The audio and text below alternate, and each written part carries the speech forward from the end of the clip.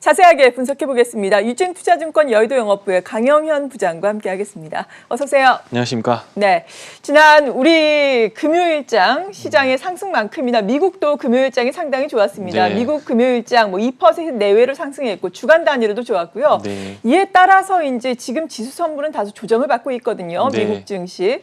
이번 주 사실 발표되는 경제 지표라든지 그리고 기업들의 실적은 좀 부진할 것으로 예상되고 있는데 지수는 또 너무 많이 올라왔어요. 네. 어떻게 보세요?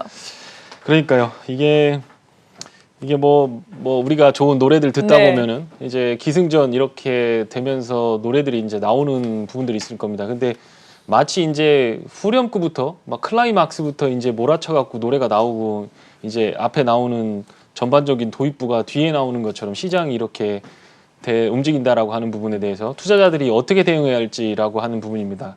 첫 번째로는 이제 포모라고 하는 거죠. Fear of Missing Out이라고 하는데 나만 빼고 이거 주식시장 올라가면 이거 어떻게 되는 거 아닌가라는 생각이 있을 거고 두 네. 번째로 주식을 바닥에서 사신 분들은 이거 수익이 좀 많이 났고 많이 난 것들은 중소형주들은 100%까지 났고요. 뭐 안 그런 것들 뭐 레버지나 뭐 이런 것들을 산다고 해도 20-30% 정도는 충분히 먹었을 겁니다. 그런데 여기서 더 갈 거냐라고 하는 부분에 대해서 투자자들이 조금 생각을 하고 있는 부분이라고 하는 겁니다. 어쨌든 제가 이 원고를 준비하고 방송을 하면서 조금 느끼는 부분은 뭐냐면 야 피곤하다 이거 시장이 그냥 좀 정상적인 박스권이라든가 어떤 예측 가능한 부분에서 움직였으면 좋겠다. 이게 원고를 준비하고 어떻게 주식을 사야 될까를 준비하다 보면 종목이라든가 업종에 집중하면서 그쪽을 파기도 어려운데 뭐 가서 뒤져보면 미국이 어떻게 될지 유럽이 어떻게 될지 떠듬떠듬 이제 영어 어떤 뭐 실력도 좋지 않은데 네. 그런 부분들을 해가면서 만들어가는 게 어렵다라고 하는 겁니다. 다만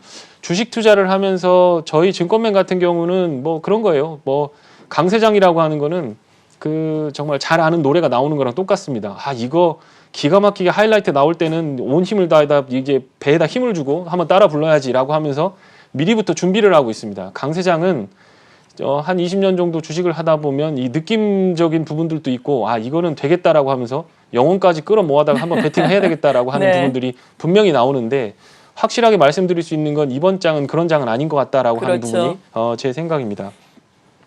어쨌든 제가 처음부터 말씀을 드려야 되는 부분은 이제 기준적으로 판단이 정상시장으로 간다고 보자. 야 그러면 코로나 바이러스 치료제 나오고 미국에서 셧다운된 거 경제활동 재개하고 그래서 주말에 한번 가봤습니다. 명동부터 시작해서 주요한 상권들에 있는 것들을 가봤는데 사람이 확실히 많아졌어요. 근데 질병관리본부에서는 굉장히 우려할 겁니다. 이렇게 하다가 또 확산되면 안 되는데 라고 생각할지도 모르는데 어쨌든 간에 날씨가 좋고 뭐 분위기가 좋은데 가족들 손잡고 가서 식당 가서 밥 먹고 좋은 데서 사진 찍고 하는 부분들은 사람이 감성적으로 움직이는 부분이기 때문에 막을 수가 없는 부분이거든요. 네. 그렇기 때문에 그런 부분에서 경제활동 재개는 어느 정도 흐름을 가지고 갈 거다라고 하는 부분입니다. 그런데 이제 제가 이 밸류에이션이라고 하는 부분에 대해서 얘기를 드려야 될 것 같은데 실제로 지수 구간이 비싼 구간에 이제 진입을 합니다. 유동성 있기 때문에 올라가야 돼라고 한다면 그거 할 말 없습니다. 그런데 어쨌든 간에 뭐 어디 가든 방향 감각은 있어야 하잖아요. 그렇기 때문에 이 밸류에이션을 볼 수밖에 없는 건데 지금 이렇게 보시면 작년 2019년 말에 나스닥 기준으로 9,700선을 찍을 때가 예상치가 이렇게 나온 겁니다.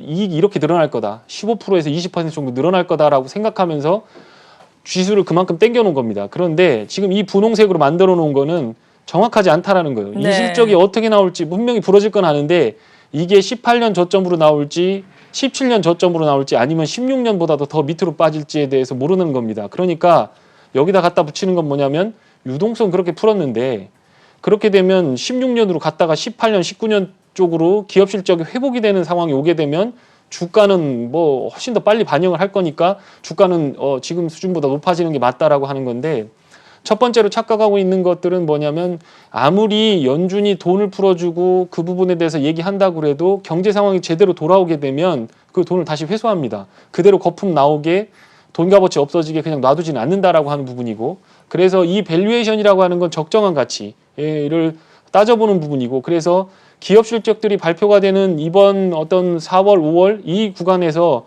판단을 내려보시고 애널리스트나 어떤 뭐 유력자들이 경제가 어떻게 될 것 같다라고 하는 부분에 대해서 판단을 하시고 아 그렇게 되면 박스권이 어느 정도 수준에서 바텀은 어느 정도, 위쪽은 어느 정도, 밑에는 어느 정도 채널을 그려놓고 대응을 하시는 부분이 필요할 것 같다라고 하는 부분입니다. 위험 지표라고 볼 수 있는 정크본드 레이시 많이 하락을 했습니다. 이게 12% 가까이 올랐던 건데 지금 8% 언더로 지금 내려가고 있는 상황이고 급격하게 조정을 했는데 이건 전부 연준하고 미국 정부 덕입니다. 그렇게 되는 건데 한 가지 중요한 거는 미국은 발권 국가입니다. 걔들은 지금 얘기를 보면서 페드가 나온 건 그거예요. 나 이거 내 손에서는 내가 나 때문에 페드가 돈 쥐고 있기 때문에 경기가 망가졌다라는 소리 듣기 싫다라고 하는 거니까 다 던진 겁니다. 그리고 정부가 오케이 그럼 그거 받아서 내가 한번 해볼게라고 하면서 결국에는 그건 어디서 나오는 거냐? 세금에서 나오는 거거든요. 그렇기 때문에 그 부분에서 돈이 뭔지 보여줄게, 돈의 힘이 뭔지 보여줄게라고 하는 부분을 이렇게 금리로 확인하실 수가 있다라고 하는 부분입니다. 우리나라나 혹은 다른 국가들에서 이걸 한다, 이거는 불가능합니다. 미국이니까 가능한 거다라고 보시면 될 것 같고요. 요게 이제 테드 스프레드라고 하는 건데, 이거 테드 TED 이거 뭐냐면 TB라고 유로 달러의 약자입니다. 그러니까 뭐 이거는 어떤 걸 보는 거냐면 미국이 T빌이라고 하는 3개월물, 그러니까 미국 국채입니다. 그러니까 안전자산은 마찬가지죠. 그거는 미국 내에 달러가 충분히 공급되고 돈이 잘 도는가를 확인하는 지표라고 보시면 되고, 요 유로 달러라고 하는 건 미국 이외의 다른 지역인데 그렇다고 뭐 한국이라든가 뭐 달러 많이 안 쓰는 동남아시아 국가 할 수는 없고, 미국 다음으로 달러를 제일 많이 이용하고 그 뭐 금융권에서 달러를 많이 쓰는 쪽에서 하는 건데 인터뱅크, 그러니까 은행들 간에 달러를 주고받는 금리라고 보시면 됩니다. 그러니까 요 테드를 보시면 미국 다음으로 달러를 많이 쓰는 곳에서 달러의 수급이 어떤가를 볼 수 있는데 여기 이렇게 보시면 많이 올라갔죠. 네. 금리가 지금 2008년대 수준으로 올라가는데 거기서 막은 겁니다. 이 막은 원인은 뭐냐면 수합을 해서 그래요. 니들이 돈이 모자라면 니들 원화, 한국 같은 경우는 원화가 있다라고 하면 원화 갖다 맡겨. 그리고 달러 가지고 가라고 하는 겁니다. 나중돼서 그거 다시 바꿔야 된다라고 하는 부분이고요. 그 부분에서 연준이 개입한 부분이 이 부분을 내렸다라고 하는 겁니다. 지금 여기에 나오지는 않고 있지만 IMF가 말했듯이 개발도상국이라든가 동남아라든가 한국 뭐 이런 어떤 조금 유럽보다 돈이 없는 국가들이 어떤 상황에 직면해 있는지에 대해서는 지표로 확인할 수 없다라고 하는 부분이고, 그거에 대해서도 조금 유동성 부분에 대해서 어떤 컨틴전시한 어떤 갑작스러운 이벤트가 발생하는지에 대해서 생각을 한번 해보셔야 된다라고 하는 부분입니다. 미국이 이제 돈을 찍어서 이제 풀기 시작했는데 지금 세계 2차 대전 수준으로 돈을 풀고 있습니다. 국가 부채 GDP 대비한 상황이 이렇습니다. 발권 국가이기 때문에 200%, 300% 올라간다고 해서 미국 망하지 않습니다. 그렇기는 하지만 다른 말로 얘기하면 어떤 우발적인 상황이 터지게 된다면 계속 정부가 돈을 밀어넣어야 되고, 결론적으로 얘기하면 조금 있으면 그게 국민들 세금을 통해서 갚아져야 되는 돈이기 때문에 경제학적인 말로 하면 구축 효과가 일어난다라고 하는 건데, 그런 부분들에 대해서 예상을 하고 대비를 할 수 있다라고 하는 거고, 그렇기 때문에 투자자들은 조금 장기적인 전망을 할 때 이런 부분을 참고하시면 될 것 같다라고 하는 부분입니다. 이제 자료를 찾다 보니까 뭐 이머징 마켓은 어떤가라고 하는 부분에 대해서 찾아보다 보니까 이 이머징 마켓의 회사채, 지금 제일 문제가 회사채거든요. 회사채가 흔들리니까 자꾸 금융권 부실로 움직일까봐 페드가 그걸 막 이제 막고 있는 상황이기 때문에 이 회사채 수익률을 보니까 이렇게 돼 있습니다. 그런데 이게 중국은 빠져 있어요. 중국은 그 뭐 소유주가 전부 정부거든요. 그러니까 중국은 대기업들이라고는 하지만 대주주는 전부 그 국가 공청단 그쪽에서 갖고 있습니다. 그러니까 안 될 것 같으면 거기다가 지금 돈을 막 밀어 넣으면서 실제로 보면 중국 지수 안 빠지잖아요. 그게 왜 그러냐면 경기가 안 좋은 거를 반영을 못 하는 거거든요. 그러면 왜 그러느냐라고 하면 보험회사라든가 증권이나 연금이나 이런 애들이 매도를 내놔야 되는데 주식들 대부분 7, 80%는 거기가 갖고 있는데 안 파는 거죠. 그러니까 매도가 없으니까 주식이 안 빠지는 겁니다. 그러니까 엄청 좋은 것처럼 생각되지만 실제적으로 주식시장이 반영해야 될 실물경제 지표는 반영하지 못하고 있다라고 하는 부분, 그거에 대해서 리스크 부분을 감내하면서 보셔야 된다라고 하는 겁니다. 이탈리아 문제 피그스, 우리가 좀 예전에 그 굉장히 문제가 됐었죠. 미국에서 본진에서 뭔가 문제가 생기게 되면 그 여파가 전 세계를 돌아다니면서 파급을 내는 거죠. 미국 소비자들이 돈을 가지고 쓰질 않는데, 쓸 돈이 없는데 그 물건을 파는 애들이 멀쩡할 리는 없다라고 하는 거죠. 그렇게 본다면 유로존에 있는 이런 국가들, 지금 보면 이탈리아라든가 그리스, 여기 대체적으로 보면 제조업보다는 관광으로 먹고 사는 그런 동네라고 보시면 됩니다.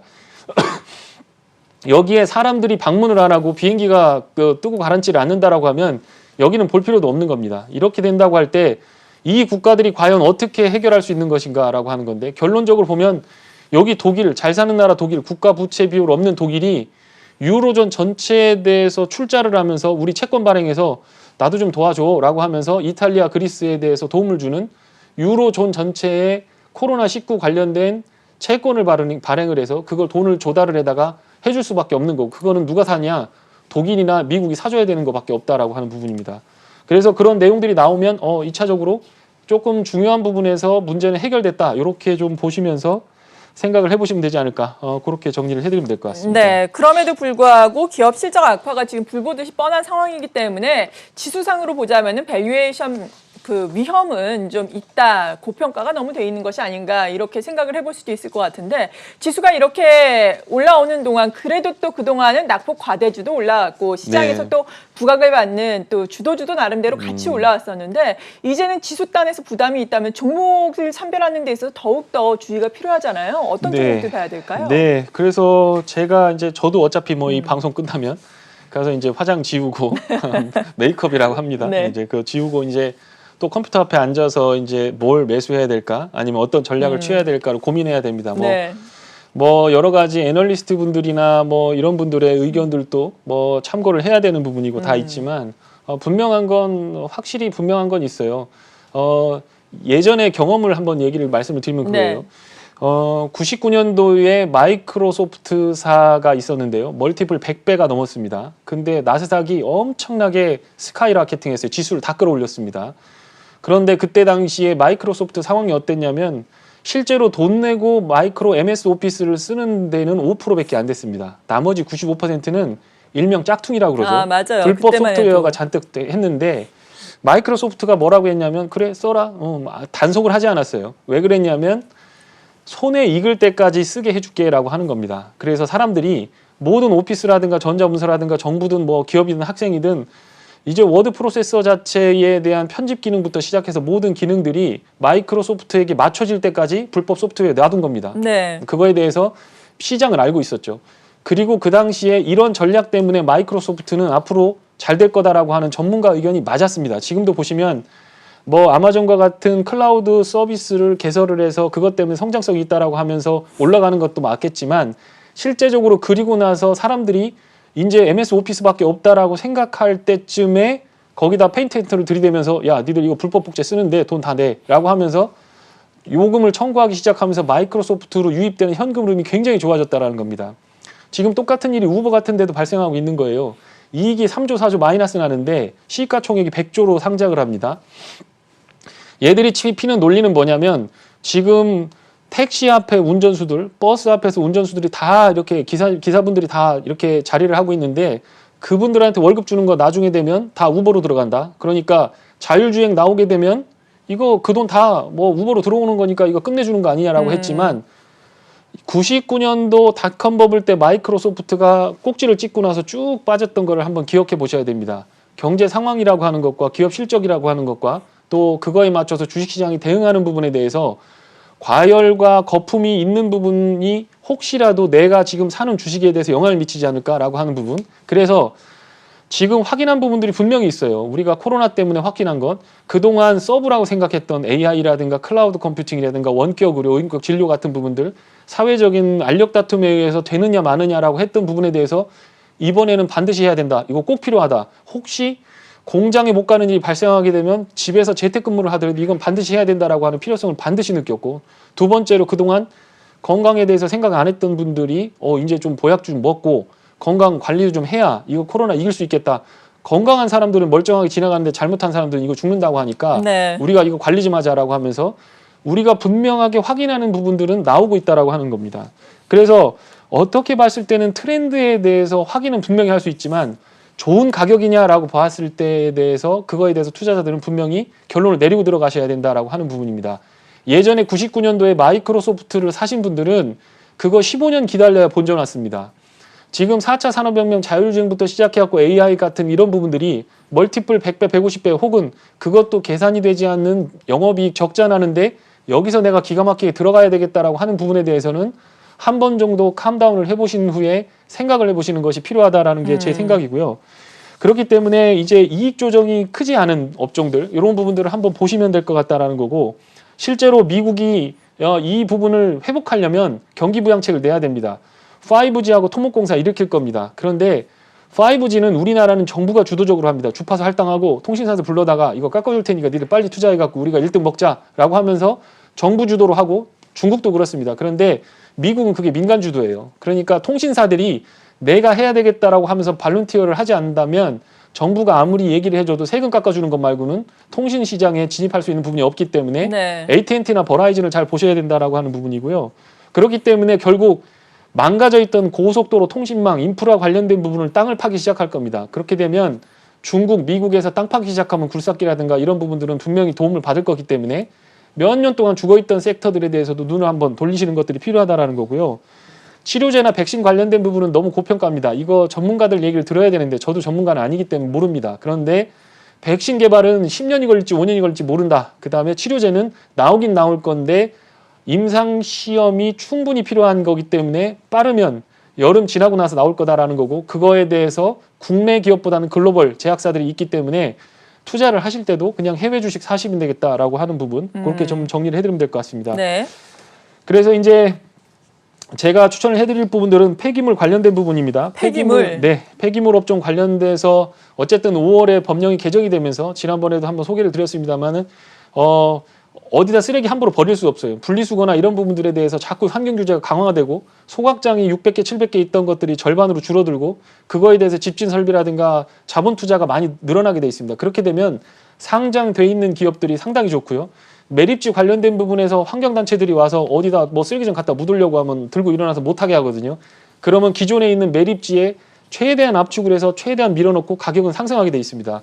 이거는 굳이 보지 않아도 국내에서 뭐 예를 들어서 한번 뭐 어떤 음식이라든가 뭐 박스라든가 이런 것들 시켜보시면 알겠지만 어떤 쿠팡이나 온라인으로 뭔가를 주문을 하게 되면 거기에 반드시 필수적으로 들어오는 게 쓰레기들입니다. 그래서 이런 부분들을 한번 보시면 이익이 좋아질 것 같다는 거고요. 여기 보시면 인선 ENT라든가 YN텍 같은 업체들은 지난 분기 대비 실적이 계속 고점을 갱신하고 있기 때문에 잘 네. 지켜보시면 될 것 같다. 이렇게 좀 정리해드리면 될 것 같고요. 전자결제 관련된 지금 뭐 언택트라고 그래가지고 전자결제 관련된 업종이 있는데 시대적인 추세입니다. 뭐 스마트폰에 전자 카드를 다 들고 다니면서 뭐 신용카드를 긁는 것보다는 이쪽으로 전자결제를 하는 부분들이 많이 좋아진다라고 하는 부분이고요.